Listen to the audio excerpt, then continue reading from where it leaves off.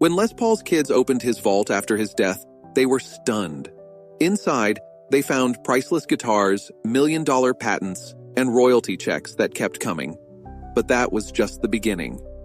From family drama to record-breaking auctions, this is the wild tale of how a $500 contract turned into one of music's greatest fortunes. Born Lester William Pulsfuss on June 9, 1915 in Waukesha, Wisconsin, Les came from a family with German roots. His mother, Evelyn, had connections to Milwaukee's brewing industry, while his father, George, ran a garage where young Lester loved tinkering with spare parts. Even as a child, Les saw potential in everything. He turned their wooden staircase into a musical instrument by adjusting its pitch. When his parents divorced, his mother shortened their last name to Pulsfuss to avoid anti-German sentiment.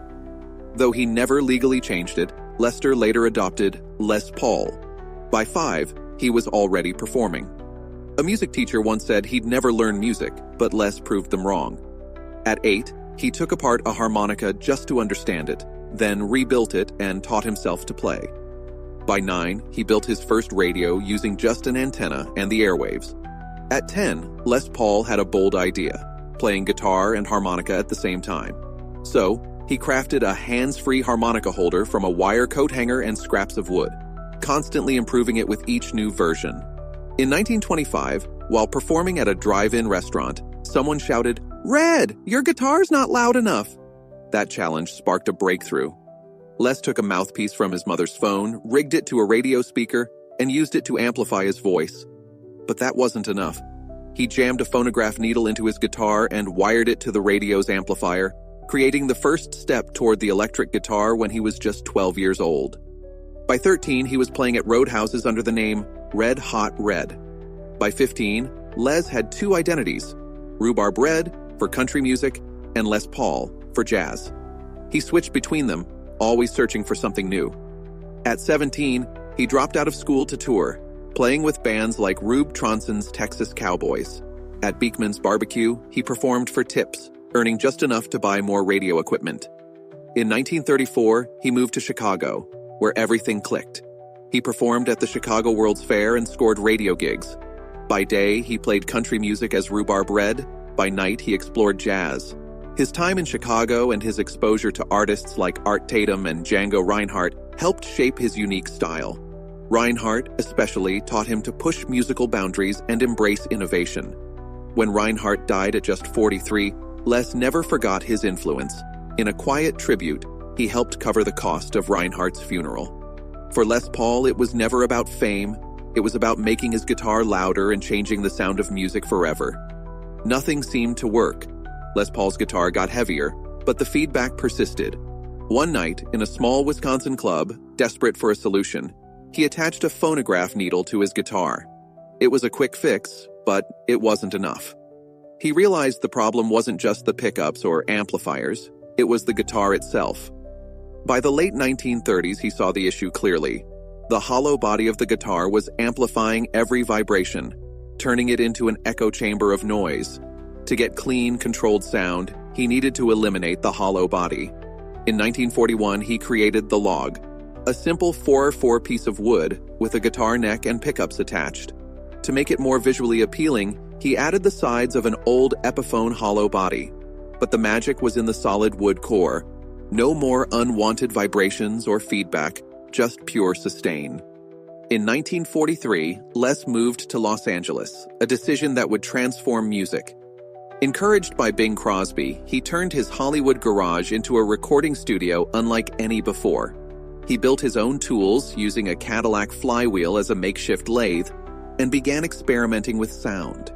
He pioneered multitrack recording, overdubbing, and speed manipulation, creating a whole new way to layer music. By 1948, his groundbreaking song Lover featured 8 layers of guitar, all played by him. The sound was revolutionary. Columbia Records didn't know how to handle it, but Capitol Records did. When the song hit, it changed the industry. Les Paul's techniques became the foundation for multi-track recording, soon to become the standard. As he changed the way music was made, he also made history as a performer. In 1945, he recorded "It's Been a Long, Long Time" with Bing Crosby, capturing the warmth and emotion of post-war reunions. Les Paul's subtle guitar work added a depth that made Crosby's voice shine, solidifying his legacy as both an innovator and a musician. When the song hit the charts, it didn't just top Billboard, it stayed there for weeks. Bing Crosby recognized Les Paul as a pioneer and gave him an Ampex Model 200A reel-to-reel tape recorder in 1948. Les modified it, adding a playback head to enable multitrack recording without erasing previous tracks, a groundbreaking innovation for music. But disaster struck in January 1948 when Les crashed his car in an ice storm. Doctors told him to amputate his shattered arm, but Les refused. Instead, he convinced them to set it at a permanent angle, allowing him to continue playing.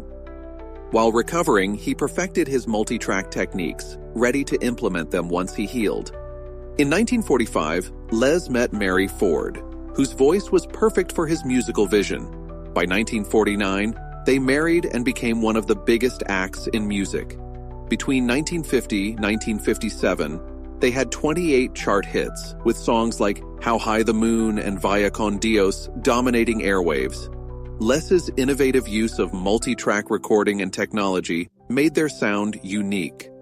Les and Mary recorded in makeshift home studios, with Les building an echo chamber in their New Jersey home.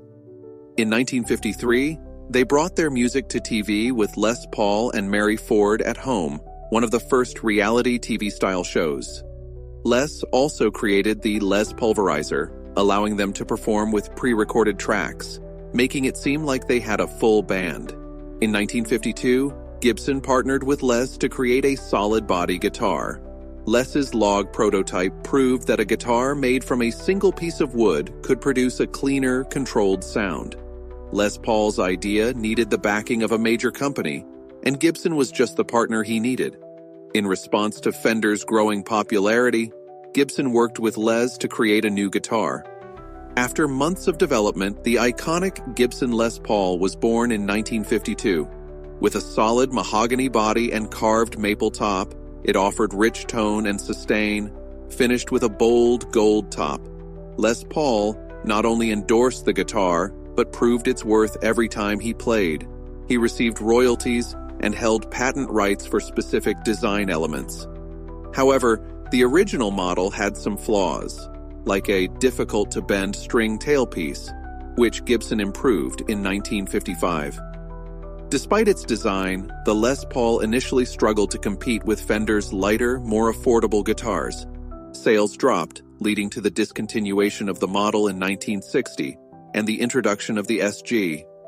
In 1964, the Les Paul name reappeared when Keith Richards and other rock legends, including Eric Clapton, began using the guitar. By 1968, Gibson reintroduced the original Les Paul, making it a symbol of rock music's growing power. By the 1970s, the guitar was cemented in history, with players like Jimmy Page and Slash. Original models now fetch hundreds of thousands of dollars. Meanwhile, Les Paul's personal life was unraveling. After years of marriage, he divorced Mary Ford in 1963, citing infidelity and neglect. Their split ended both their marriage and musical partnership. As rock and roll took over, Les shifted focus from performing to innovation. He created the Pulverizer, which allowed musicians to control pre-recorded sounds from their instruments, laying the foundation for modern recording techniques. Though arthritis and hearing loss slowed him down, Les Paul adapted, finding new ways to keep making music. In 1976 and 1978, he teamed up with Chet Atkins to record Chester and Lester and Guitar Monsters, proving that even in his later years, he remained a driving force in music. In the late 1980s, Les Paul made an unexpected return to live music. Despite being in his 70s, he began playing weekly shows at New York's Iridium Jazz Club in 1995. Fans, musicians, and celebrities flocked to see the man who had forever changed music. In 1988, he was inducted into the Rock and Roll Hall of Fame, with Jeff Beck praising his profound influence on guitar playing. In 2006, at 90, Les won 2 Grammy Awards for his album Les Paul and Friends, American Made World Played, which featured collaborations with Eric Clapton, Jeff Beck, Keith Richards, and Sting. He won Best Pop Instrumental Performance and Best Rock Instrumental Performance, proving his timeless impact on music. Les's contributions were not just musical. In 2005, he was inducted into the National Inventors Hall of Fame, honoring both his musical and technical genius. His invention of the solid-body electric guitar, starting with the log, became the foundation for modern electric guitars, including the iconic Gibson Les Paul. Les Paul's work in multitrack recording revolutionized music, allowing artists to layer sounds with precision. Even in his later years, he performed weekly at New York's Iridium Jazz Club. In 2007, he was awarded the National Medal of Arts, and documentaries like Les Paul, Chasing Sound captured his life and influence. Les passed away on August 12, 2009, at age 94, leaving behind an enduring legacy. Musicians like Slash and The Edge paid tribute to him, acknowledging that rock music wouldn't exist without his contributions. He was laid to rest in his hometown of Waukesha, Wisconsin, where fans continue to honor him. His estate, worth tens of millions, was built on guitar royalties, patents, and rare instruments. Les's 1952 Gibson deal paid him $5 per guitar sold, which, adjusted for inflation, amounts to around $60 per guitar today. By the time of his death, over 1 million Les Paul guitars had been sold, and vintage models now fetch hundreds of thousands of dollars. In addition to guitars, Les invented multitrack recording and tape delay, technologies that were patented and brought in significant revenue. His personal collection, including the famous log prototype and a 1952 Les Paul Gold Top, fetched record prices at auctions. The Gold Top sold for $930,000 in 2013, and the Greenie, a 1959 Les Paul, sold for $2 million.